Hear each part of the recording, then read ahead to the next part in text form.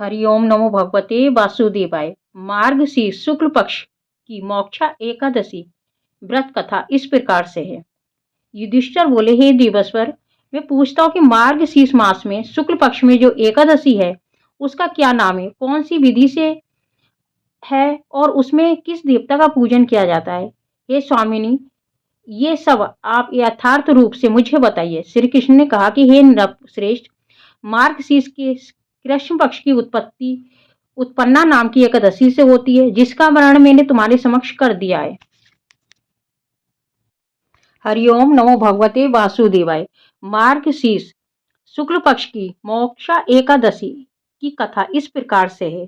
युधिष्ठिर बोले, हे देवेश्वर, मैं पूछता हूँ कि मार्गशीर्ष मास के शुक्ल पक्ष में जो एकादशी होती है उसका क्या नाम है, कौन सी विधि है तथा उसमें किस देवता का पूजन किया जाता है।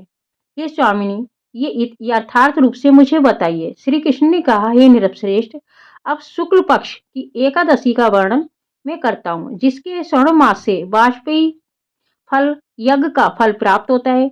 उसका नाम मोक्षा एकादशी है, जो सब पापों का अपहरण करने वाली है। हे राजन, उस दिन यत्न पूर्वक तुलसी की मजरी से तथा धूप दीप आदि से भगवान दामोदर का पूजन करना चाहिए और उसके बाद उसके पूर्वोक्त विधि से दशमी और एकादशी के नियम का पालन करना चाहिए। मोक्षा एकादशी बड़े बड़े पातकों का नाश करने वाली है। उस दिन रात्रि में मेरी प्रसन्नता के लिए नृत्य गीत स्तुति करने के द्वारा जागरण करना चाहिए। जिसके पितर पाप बस नीच योनि में पड़े हों, वे इसका पुण्य दान करने से मोक्ष प्राप्त करते हैं। इसमें तनिक भी संदेह नहीं है। पूर्व काल की बात है कि वैष्णव से विभूषित परम रमणीय चंपक नगर में बेखानस नाम के राजा रहते थे। वे अपनी प्रजा का पुत्र की भांति पालन करते थे। इस प्रकार राज्य करते हुए राजा ने एक दिन रात को सपने में अपने पितरों को नीच योनि में पड़ा देखा। उन सबको इस अवस्था में देखकर राजा के मन में बड़ा विस्मय हुआ और प्रातःकाल ब्राह्मणों से उन्होंने उस सपने के बारे में सारा हाल सुनाया। राजा बोले, हे ब्राह्मणों, मैंने अपने पितरों को नरक में गिरा हुआ देखा है। वे बारंबार रोते हुए मुझसे कह रहे हैं कि तुम हमारे पुत्र हो, अनुज हो, इसलिए इस नरक समुद्र से हम लोगों का उद्धार करो। हे द्विजवरों, इस रूप में मुझे पितरों के दर्शन हुए हैं, इससे मुझे चैन नहीं मिलता। क्या करूं, कहाँ जाऊं, मेरा हृदय रूंधा जा रहा है। हे ब्राह्मण, वे व्रत, वे तप और वे योग जिससे मेरे पूर्वज तत्काल नरक से छुटकारा पा जाएं, बताने की कृपा करें। मुझ बलवान एवं साहसी पुत्र के जीते जी मेरे माता पिता घोर नरक में पड़े हुए हैं, अतः ऐसे ऐसे पुत्र से क्या लाभ। ब्राह्मण बोले, हे राजन, यहाँ से निकट ही पर्वत मुनि का महान आश्रम है।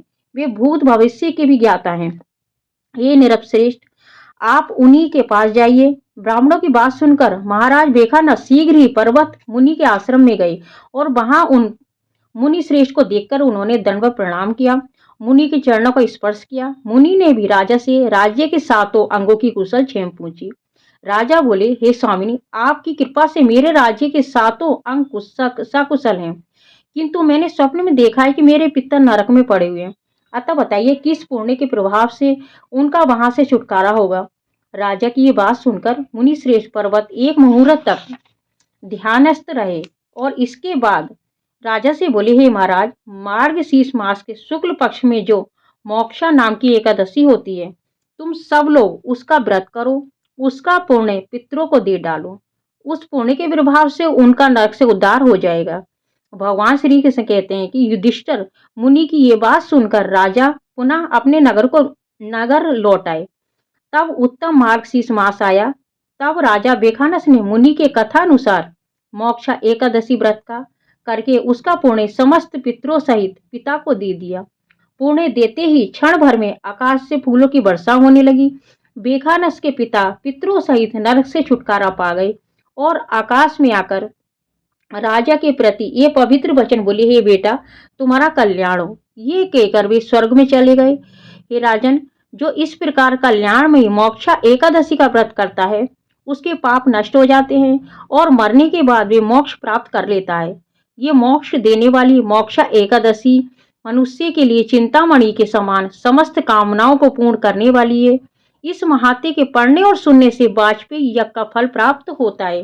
हरि ओम नमो भगवते वासुदेव।